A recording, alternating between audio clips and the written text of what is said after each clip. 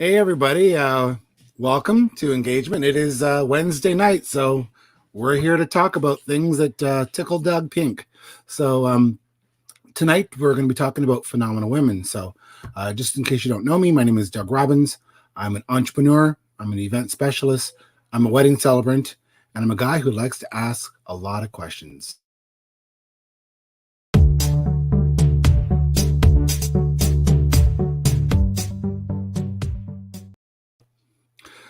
So tonight, I want to get into sort of what tickles me pink. And the last 4 weeks, we talked about weddings because, yes, I'm a wedding officiant and I happen to like weddings. So we did a series of 4 weddings, and you can see those on our page on Facebook, or you can also find them on YouTube.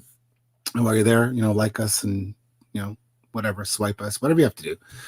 And so the reason I wanted to do something a little more toothy for me around females is because I am fortunate to have been around some really phenomenal females. A lot have molded me, and I'm not easy to mold, I'll tell you that.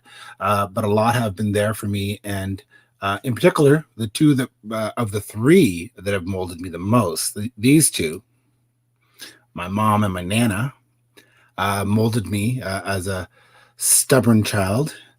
And then as a stubborn adult, my wife, who had to mold me and deal with me, and still working on getting me to pick up my socks and things like that. But there are a lot of phenomenal women in our lives, and when we stop and look around to see who they are and what they do for us, we get a chance to stop and pay homage to them while you can, before they're gone or before they're not able to. I've got two great, phenomenal females that are on today, and I don't know if they know each other. That's half the fun. We'll find out, and we're gonna have a little chit chat. We'll have a few questions. We'll have some giggles. Come and enjoy the conversation. Maybe have a little glass of prosecco or wine or whatever it is that suits your fancy. So, without any further ado, I'd like to introduce my very first guest. She's a phenomenal female in her own right. Great mom, entrepreneur, all around great person with a tremendous story to tell. And that would be Katie Vilaranda. Hey, Katie. Hi, how are you? Good. How you doing? Good. Welcome. Thank you for having me. Yeah. So I asked a couple of my friends, I said, I'm looking for some phenomenal females. And that sounded like a pickup line, I'm sure, but I was okay with that. And your name came up a couple times, and I thought, yeah, actually, I do know Katie Vilaranda. Actually, I worked with her mom when I was a camp counselor at Camp Kennesari.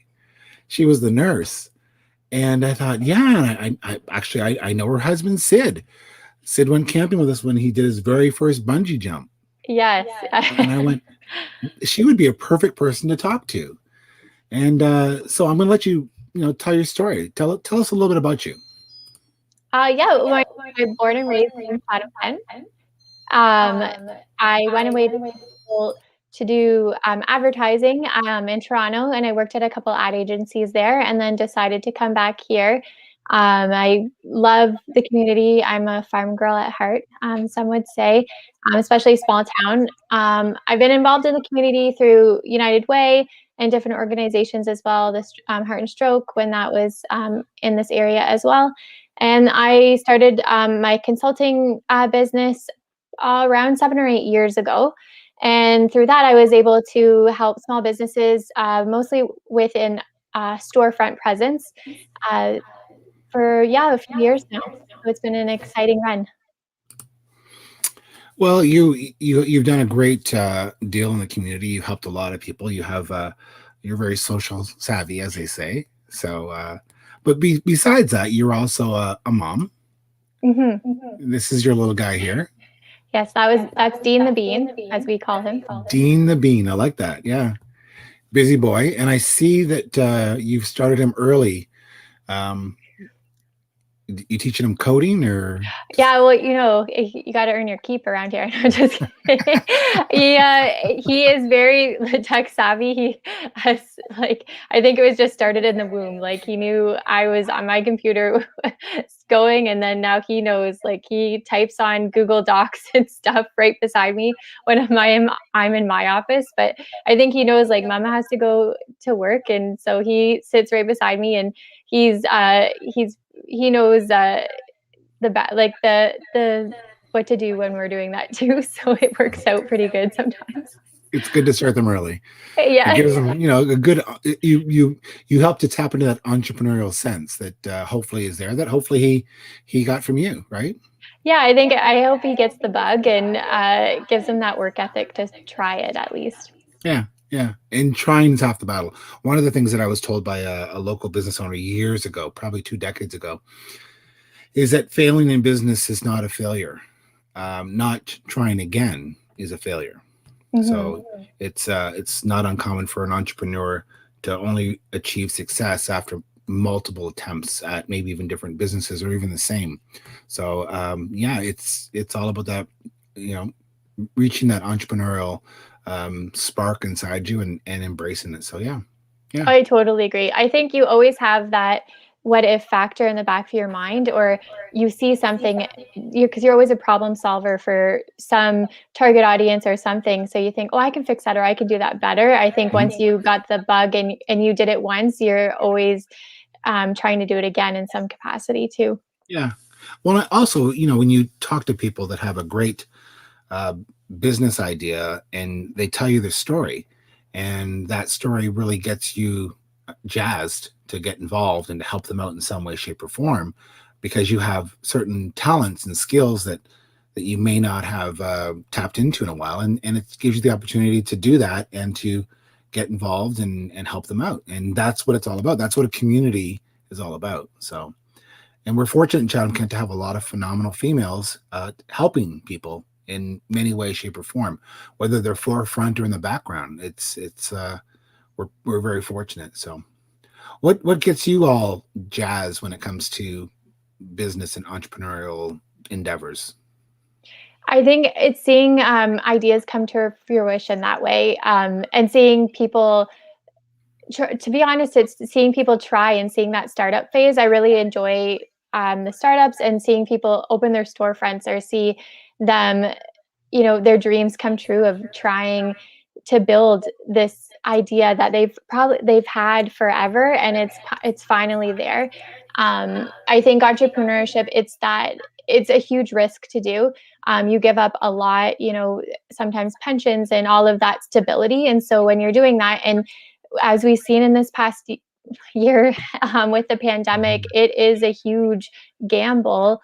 People are losing everything with it. So to be an entrepreneur, you're putting a lot on the line to be able to do it and live your dream. And so I really, what lights my fire is to see people to do it because they know you could lose everything with it. And they're following their passion no matter what, because I think that says something about that person. Mhm. It's very true. I mean, I've gone into several business forays, and the phenomenal woman behind me, my wife, has always been the one that's been there and taken that step with me, and there's always some trepidation, right? Because you never know, nothing is for sure.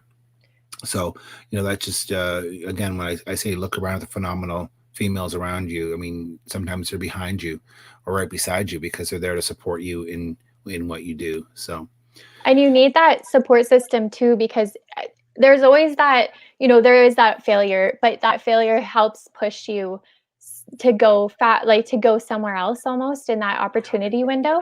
And I think if you entrepreneurs have that different maybe mindset as well, where it's you might fail, but it's almost that courage that I might fail, but I'm not going to care what other people think, so I'm going to do it again. well, and quite often it's the I might fail, but I might succeed greatly, Yeah. right? There's Hmm. there's always the two, right? So Hmm. it's awesome. So you don't do this alone, do you? You have a team? No, I do it alone, but I do work with contractors as well. When I was pre-pandemic, I did have a co-op student who did work for me a little bit before. Her name was Avery, Mhm. Avery Norris, and she was phenomenal. Is this Avery right here? This is Avery, yeah. Okay. Yeah. hmm So Um, she is going to college in September for good, marketing as well.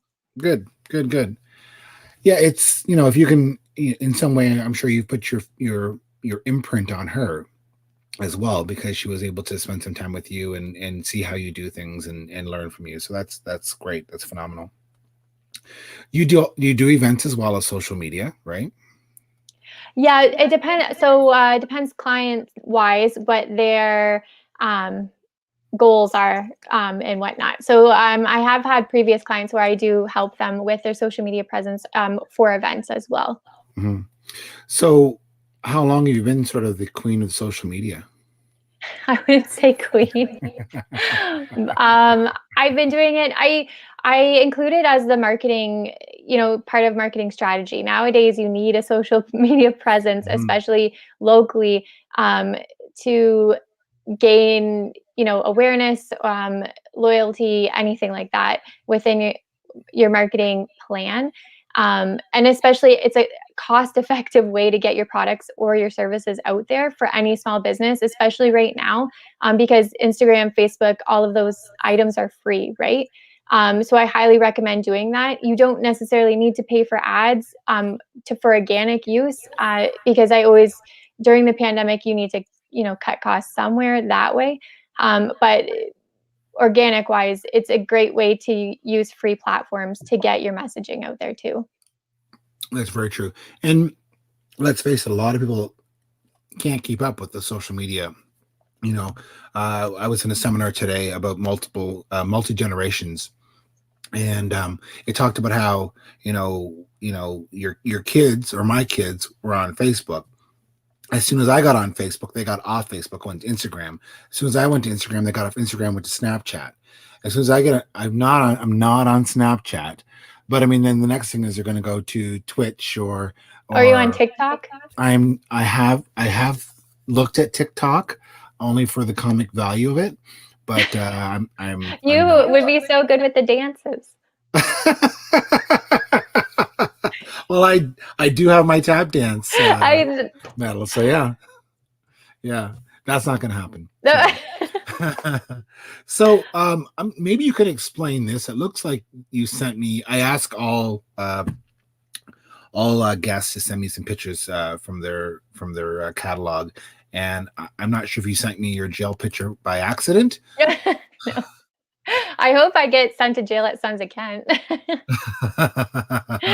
I was asked to be a part of the locked in event for United Way 2 years, pre-pandemic as well, 2 years ago, Yeah. where we raise money for the programming services. So United Way offers around 40 programs in the Chatham-Kent area, from Tilbury to Wallaceburg and whatnot, from breakfast programs to the kids helpline, like array of program, Family Service Kent. So I'm a big believer in the programming there, and so it was an honor to be asked. So when we had to dress up in jailbird outfits and then ask people for donations to get out of jail there. Well, that's a humbling event to do, and good for you. You've been humbled a lot of times in your life. I don't know if you want to share your story, but you have a very passionate, impactful story that I know, and I know that it's been somewhat broadcast around Chatham, Kent. Not everyone knows Katie Vilaranda, but do you want to share your story tonight? For sure. Yeah. I think part of me, why I'm so passionate about community and giving back as well, is uh, almost 6 years now, I was paralyzed on my left side. I couldn't walk, use my left hand. I was in a wheelchair, had to relearn how to walk, go from a wheelchair to a cane. This was 2 months before I got married. And it was very humbling, very devastating for me. I had to close down my business. I had to um, it was a new identity. If you knew me pre that time in 2015, you would not recognize me now. Um, which I think I am grateful for because it changed me into a better person. I am very grateful for all of those things that I learned. A lot about patient advocacy too. So how to stand up for yourself and navigate that system, which is quite a complicated healthcare system. It can be at times. But I, had to learn to butter toast one-handed and, learn how to get outpatient services for physio and speech therapy and everything like that. And I still have deficits, so I use a cane sometimes. I have learning hurdles and that kind of thing as well to this day. Wow, that's incredible. And a buddy of mine or acquaintance of mine once said that he had cancer as a child and he thought he was going to die. He almost died. And everyone should live like that. And there's a song, a country song, I think, about something very similar. But it makes you realize what you have and where you're at. And it makes you grateful for what's around you. And, if that's a great family or a great husband or other phenomenal females, it makes you realize, it makes you pause. So good for Oh, you. definitely. Yeah. My care team, my therapists there were all females, and their enthusiasm and their vision, because when you're in that moment, you don't know left or right, or you can't see past yourself basically, but their vision of where you're going to get each day and how to get you out of bed basically is just so compassionate and so life-saving. Yeah, exactly. So we have another phenomenal female in the green room that I'd like to bring in next. And I don't know if you guys know each other or not. We'll find out. Do you? Yes, we met at another women's networking event, and actually she gave me some great advice about I was a new mom and trying to balance business, and I was struggling horribly. And I will always be forever grateful to her, because then she messaged me later on, and she was phenomenal. She is a phenomenal woman, so I'm always grateful for the advice that she gave me. So the fun thing about what I get to do is I didn't know the two of you know each other, and quite frankly, I when I put people together for these chats, I don't care, because you're going to meet me, right? You're going to meet someone, and maybe you'll exchange numbers in the green room after we're done. Maybe you know each other, or maybe you there's a connection. So that's quite comical that you guys know each other. So that leads me to our next guest, who's also a very phenomenal woman. And she's the owner of the Healthy House, and her name is Shawna Travis Regan, and she is a phenomenal woman. Shawna, Hi. hey girl, how you doing? I'm good. How are you? Good. So you guys know each other. Yes, we do. Yeah. That's awesome. Good. So you're in your studio. I am. I just got finished. I'm really glad this is not like smell-o-vision, and I just got done teaching 3 classes. So, yeah, I'm coming in hot, buddy. Good. Hey, girl, bring it on. This is probably a switch. Hi, Sean. This is probably a switch in your household. Normally, your husband's on that other show. I know that other show. Yeah. And so I think he got me he's like, do you need this? He got me all set up. He was really good. Aww. Way to go, Tim. So, does this feel weird for you to be on the other? Normally, you're in the back in the other room, told to be quiet. And yes, yeah, yes, yeah. So I think he's taking care of it. He's like, no noise. He's really good with that. And I'm the one like, what do I need? Like, it was like 5 minutes before, I thought, oh, what do I need to do? And he was like, no, I've got it. I've got everything under control. He's a good man. He's a great man. He's a phenomenal male. So that's awesome. So tell us a little bit about what you do, because not everyone knows you like Katie and I. We want people to know more about what you do, and we'll determine why you're phenomenal afterwards. Okay. I guess when you sum it up, I don't like the word coach, but I guess I'm a wellness coach. I do everything from getting your body to move better. So I work with clients through massage and through movement in the way of classes and fitness, and then also through what you eat and consume. So I kind of do, don't even like the word holistic, but kind of a whole body wellness here at the Health House. Yeah, holistic has gotten a bad rap for a word, I think. Yeah. Really. Yeah. So just not to narc on Katie, but she's, I think, drinking wine during this. Is that a no-no? I may have had a Sons of Kent before this. Okay, good. Cheers, I was just carbo loading. Yeah, exactly. There's carbon wine, right? So how did you get to become a wellness coach? Honestly, years ago, I went to school and I wasn't really sure what I wanted to do, and I wanted to be in the healthcare field. I knew that much, but I am not a fan of blood and guts. And so a friend mentioned massage therapy, which I kind of had a little knowledge of because of being a figure skater for years, injuries and things like that. So instead of blood and guts, I went hairy backs and feet. So I started massaging, and I've been doing that for, oh my gosh, almost 20 years. To say that, but I've always been a gym junkie. So fitness kind of came along. It's always been a part of my life. Like I remember jogging Kingston Park with my dad when I was a kid. I remember, oh, gee, those Richard Simmons Sweat into the Oldie videos. I did those just for fun, not because I had to. Richard Simmons had a TV talk show during the day. Did you know that? Yes, he did. Yeah. Yes. I did not know that. I used to watch it. Yeah. I think if I dig back, I may still have those VHS, like Sweat into the Oldie videos. Yeah.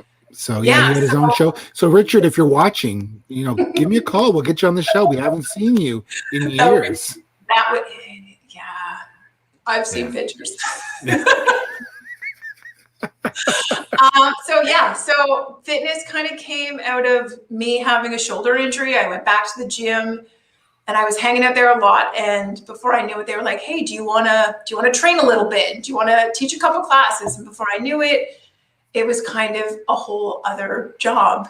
And so I love it because it's such a balance, and I have that background of anatomy and physiology. So fast forward, I had my daughter, and people were knocking at the door saying, like, when are you returning to the gym? When are you training? When are you doing this? And I went back for a little bit and then made the jump to do everything from home. And so from here, I have my office, I have a studio, and everybody gets welcomed in like family. So I take care of everybody. Everybody becomes my child. And yeah, that's basically how it goes. That's awesome. Step in the doors, you become family. You get to know everybody here. Hey, there's nothing wrong with that. I mean, we need a little more of that in this day and age. And I think you're right. I think in a time where we become so impersonal, I tend to get personal with people. Nothing wrong with that. You do a phenomenal job, and I love the fact that you bring everyone in like family. That's key, because let's face it, going to a gym is intimidating. Not everyone is slim and thin and well, right? So there's awkwardness when you walk into a group setting like that. Absolutely, and very intimidating. So to have people will ask me, I kind of say, you're interviewing me and I'm interviewing you to see if it gels, and if it gels, it gels. If it doesn't, it doesn't. But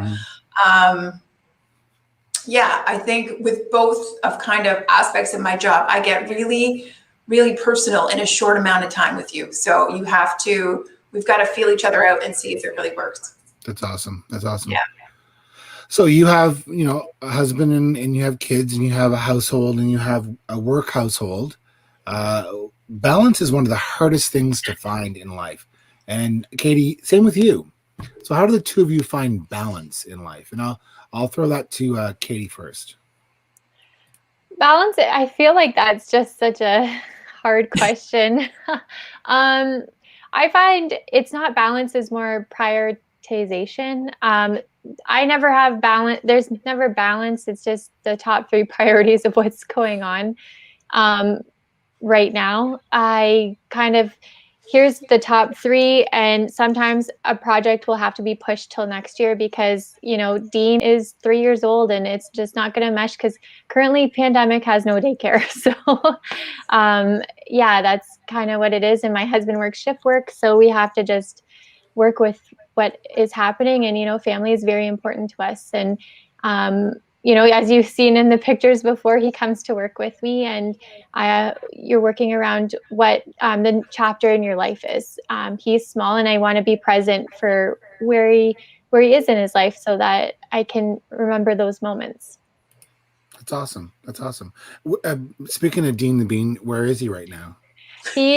My dad is over right now, so he's watching, Good. Actually, I can hear them trying to get down to bed, but yeah. It's not that easy. No. Yeah. Shawna, how about you? Balance. Oh, balance.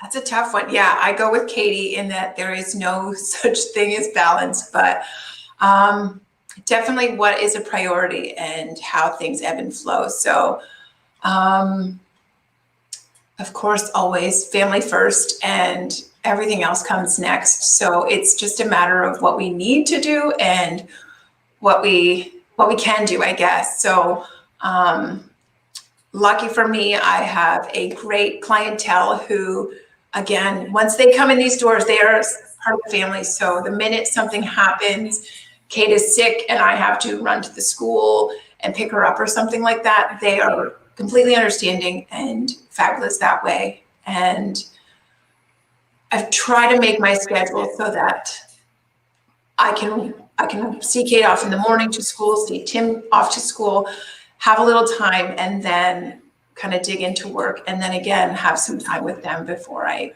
enter the studio here and teach for a while. But yeah, just making sure I make time for them.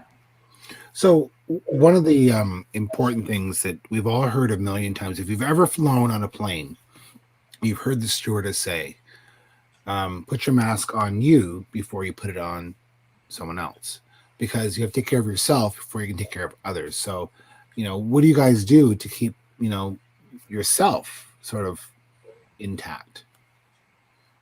Katie, you go first. I think that's really hard. I find it really hard. I think when I first became an entrepreneur, I always look for that secret sauce of, what would be good self-care. And I think after I got sick too, it was mandatory from the doctor, like you have, and a recreational therapist, like you have to find a hobby. And I think being an entrepreneur, I immersed myself in my business so much that I read business books, I listened to podcasts, like I only watched like business, like Shark Tank and Driving Dad. Like I had nothing outside the realm of business. So it was hard. It's hard for me to open that up, and then bringing in, family, and then having a child too. For me, it's just being able to take an hour to even just scroll through like TikTok or something like that is self-care and enough, or have a bubble bath or something. I'm still working on it. I'm not very good at it, I have to be honest. It is hard. Shawna, what do you do? And please don't say I get a green smoothie. I don't. I realized that sometimes self-care to me is making sure, and I know this sounds really weird, but that everything else is taken care of. So part of that is the control freak in me. I enjoy taking care of my family. So I try to make sure they're taken care of. But self-care for me is often, and I sound like a gym junkie again, but going for a run, I get to be unplugged from anybody. Nobody can contact me. It is my time to just be me. So I often find that over those late night kind of just chill out times. But there's nothing wrong with that. And you don't sound like a gym junkie. I know. Yeah, you could know. Yeah. I even though I'm 56 now and I don't run as much as I used to, I still walk every day.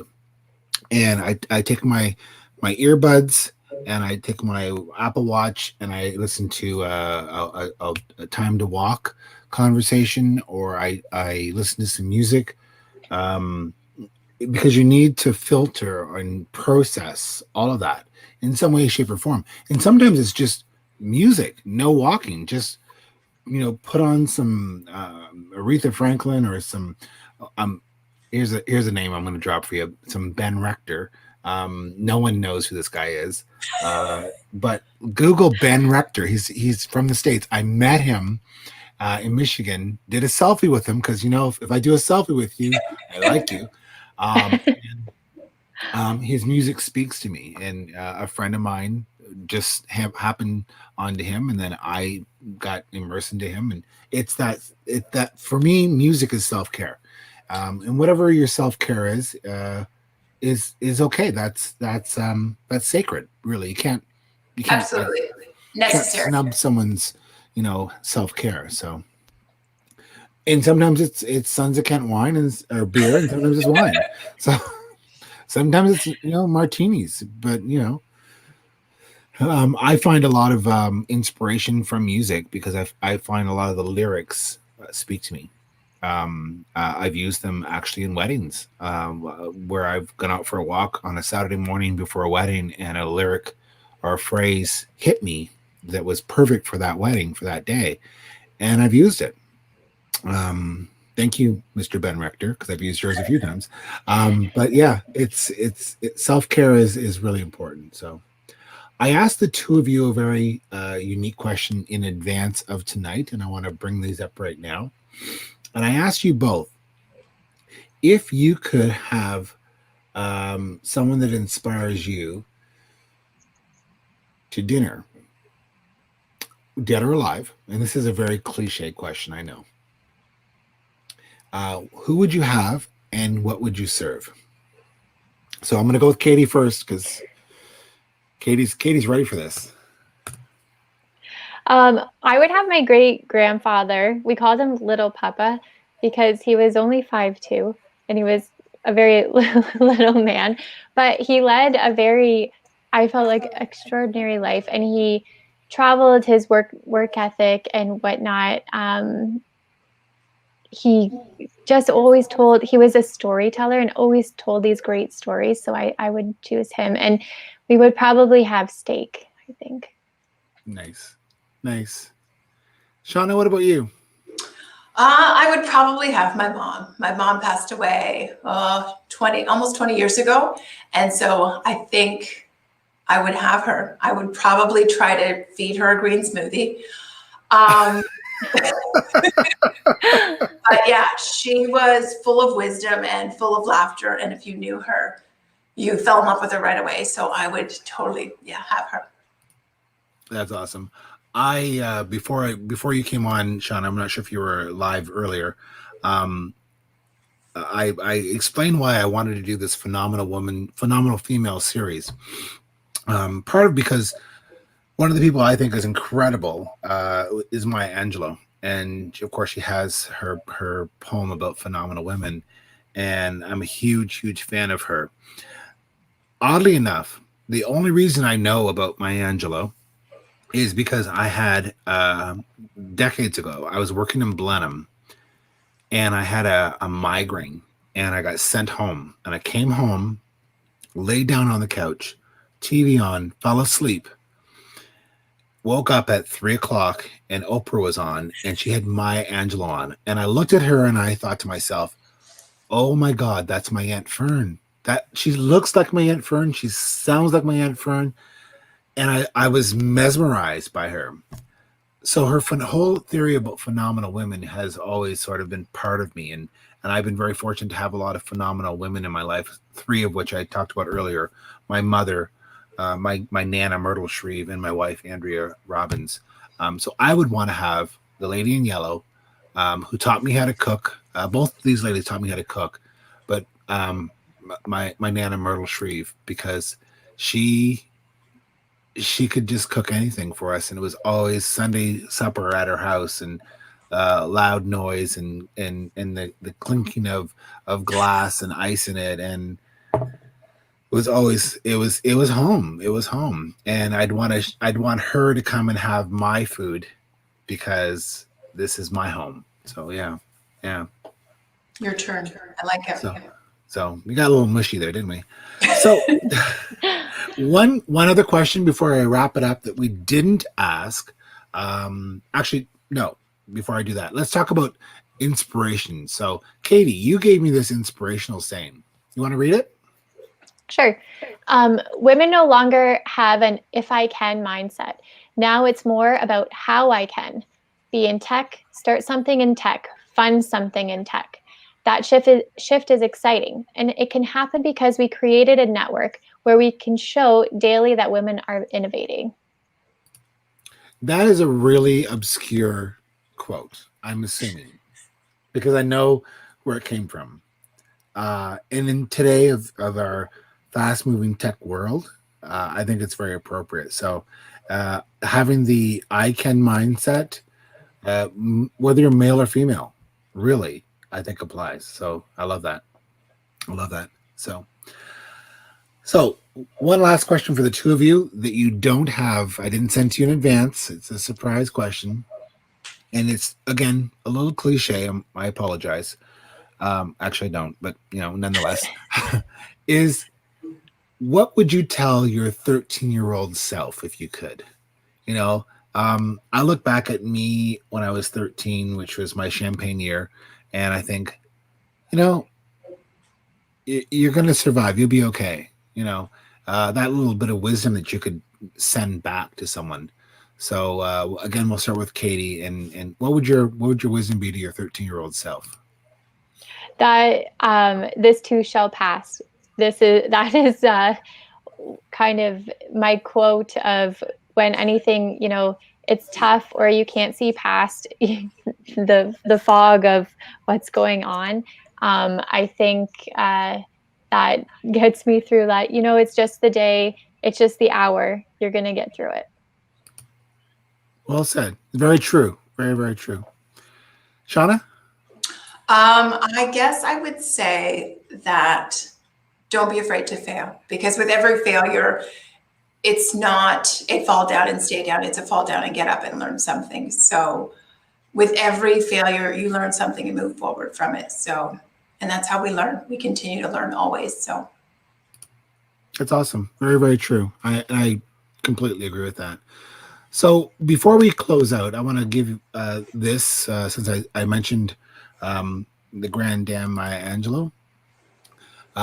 She said, my mission in life is not merely to survive, but it's to thrive. I love the fact that she talks about this because it's very important to me that people not only survive, but thrive.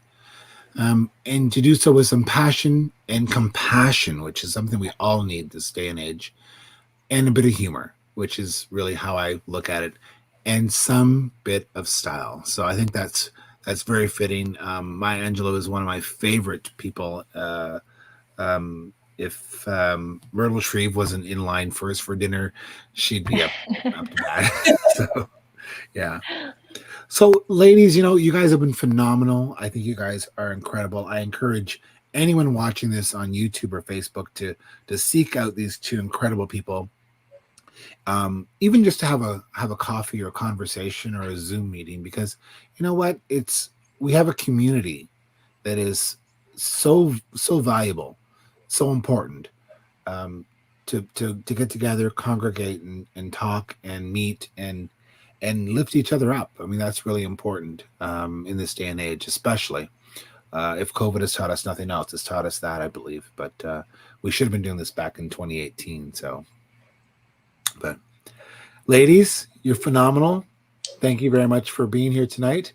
Thank you for having me. Thank you. Yeah, it's been my pleasure. This is always fun. Like I said, it's whatever Doug wants to talk about, whatever tickles Doug's fancy.